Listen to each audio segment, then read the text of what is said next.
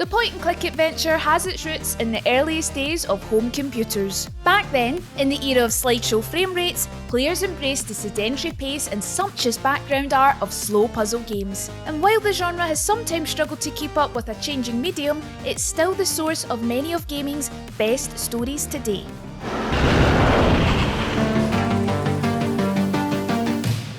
The point-and-click genre enjoyed its heyday in the 90s, when studios like LucasArts led the world in smartly comedic storytelling. Full Throttle is the pick of the bunch in 2024. While some of its contemporaries were guilty of including horribly obtuse puzzles, there's nothing that'll trip you up too badly here. Instead, this anti-corporate biker fable keeps up momentum throughout its 6-hour runtime, like a Harley Davidson on a highway. What's more, Full Throttle's gorgeous desert palette has stood the test of time and was spruced up in a recent remaster that respected the original art.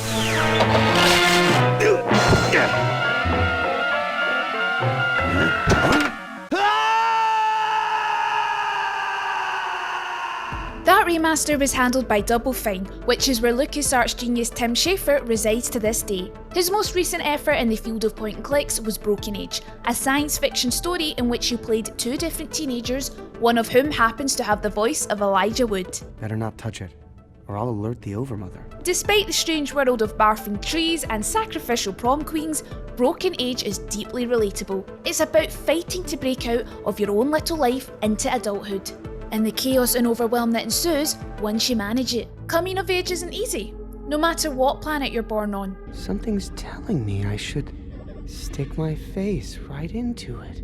Ah! Get off of me! Get off! Tim Schafer's old creative partner is Ron Gilbert, and he too has continued to produce great work on this side of the millennium. Welcome to Thimbleweed Park, a place where the vibes of Twin Peaks and Maniac Mansion knot together amid the dark trees. Don't be fooled by the 80s style interface. While nostalgic, Thimbleweed is propelled by logic-driven puzzles and sharp-edged humour. The body is starting to pixelate. Its sense of vitality exceeds that of games made by much younger designers. Although, fair warning, it does ask you to eat gone-off hot dogs in order to solve a puzzle. Ugh, gross. Ooh, I love your sarcastic humor, Agent Ray?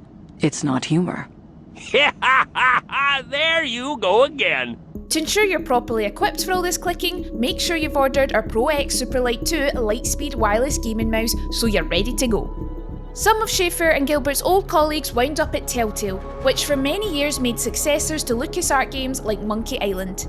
But that all changed in 2012 with The Walking Dead. For its adaptation of the zombie comics, Telltale ditched the puzzles of adventure games and focused on timed moral decisions instead. The resulting game told an affecting story about a prisoner thrown together with a young girl and let the player decide the outcome. It became a phenomenon, and numerous developers have followed its blueprint ever since. Mind you, not even subsequent seasons of The Walking Dead could live up to that first rush of extraordinary episodes. Well, making's on the way, and personally I'd appreciate the company of a guy who can knock a couple of heads together if he has to.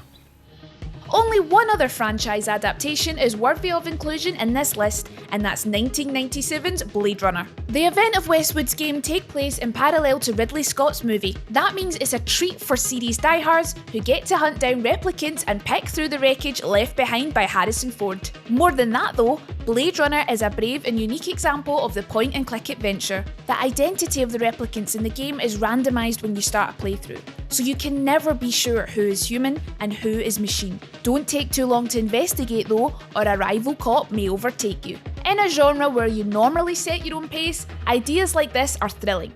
And a little frightening. 10 to 1, this ain't a job for Rep Detect. You got something better to do? Perfect your French cooking, maybe? A ticking clock is something Blade Runner has in common with The Last Express. This glamorous high concept from the creator of Prince of Persia plonks you on the Orient Express as it travels across Europe. War is about to break out and you're travelling under a false identity, having taken the name of a friend found dead in his sleeping compartment. You'll need to get to know every inch of the train and its passengers in order to stay ahead of the murderer. Not to mention the police, who might board at any moment. With characters following their own routines all around you, it's easy to miss something important. But in classic Prince of Persia style, you can always rewind the clock and try again. My name is Robert Cath, and I'm looking for Herr Whitney myself. I don't suppose you'd know where I might find him. I have had enough of this nonsense. For a touch of European class, you can always rely on Revolution Software, the makers of Broken Sword and, more recently, Beyond a Steel Sky. While it might look like a Telltale game in the mould of The Walking Dead, this is a charmingly traditional adventure.